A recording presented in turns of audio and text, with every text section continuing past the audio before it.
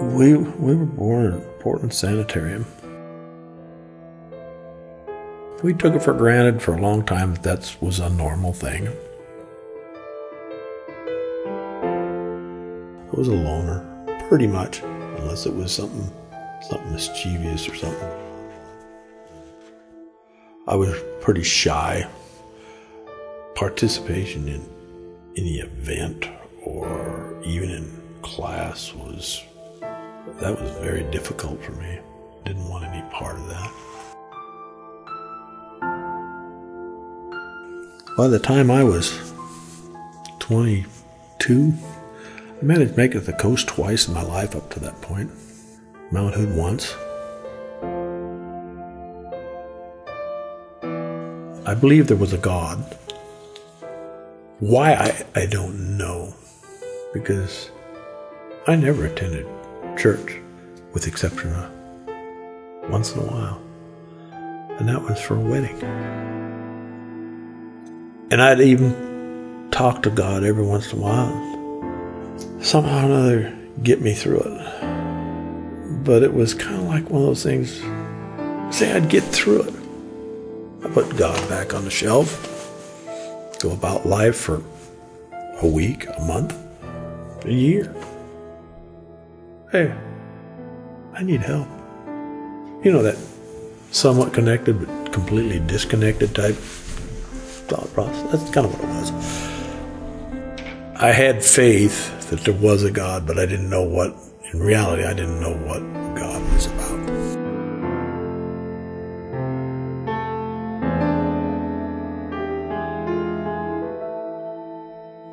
At times it was a confrontational thing, me and God. Not a whole lot about God in my life before. I think up until when my first wife got sick, I think I was very standoffish with God in the fact that I was kind of a troubled person for quite a bit of my life, and I think I was standoffish with God in the fact that hey, I struggle to get where I'm at this point in time. And then sometimes I struggle to get to this point in time. And these points that I'm getting to, I actually did it without you. Thank you. Put you back on a shelf. I think that's kind of what my life was. When my first wife got sick, the initial beginning of that was a long period. That was 15 years of that. So maybe that's what I needed in my life. That's kind of bad to have to say that, but maybe that's what I needed in my life.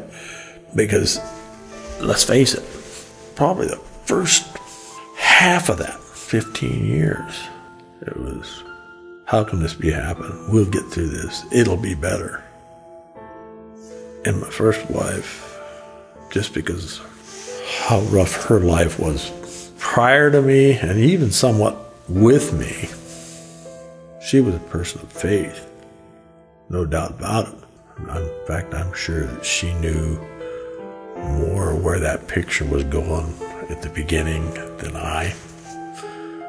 I think, to be honest with you, looking at it now, she probably had it in her mind that we had to travel that path to get me to turn the wagon a little bit with God. And believe me, that first half of that at least, I had blinders on that were completely closed as far as God was concerned. Not only was God on the shelf, but I kind of, at points, I wanted to kick the shelf over.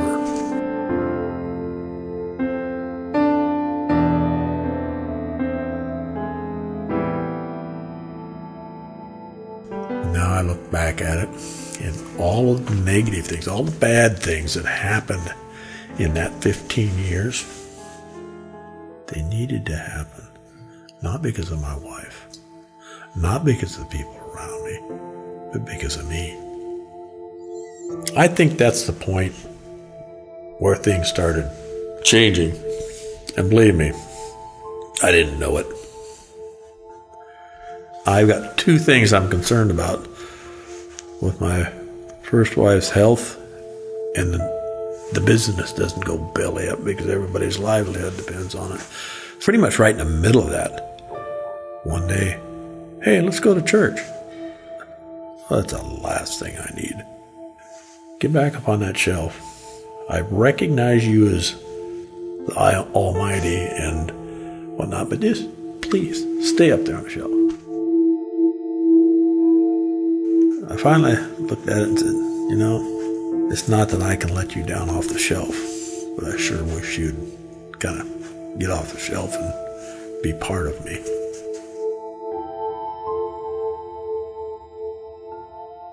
It took two very conservative, very faithful, very committed women in my life to turn me around. I wouldn't be here right now if it hadn't been for them. If it hadn't been for them, I'd still been back there. Because the picture 10 years ago was bleak, bad, and ugly for many reasons. If it hadn't have been for those two women, and a few guys, if they hadn't all kind of come together at the same rough time, I'm scared to think where I would be today, because I know one thing for sure. My freedom that I've got today would be not likely.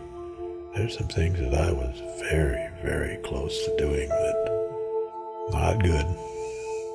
And I'm thankful for that guy that was on the shelf for so long. It's very seldom there now.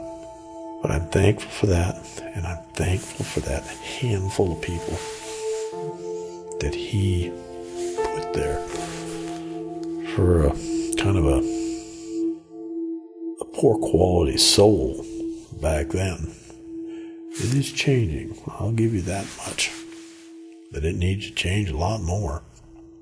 In time, with his help and the people around me, it will change.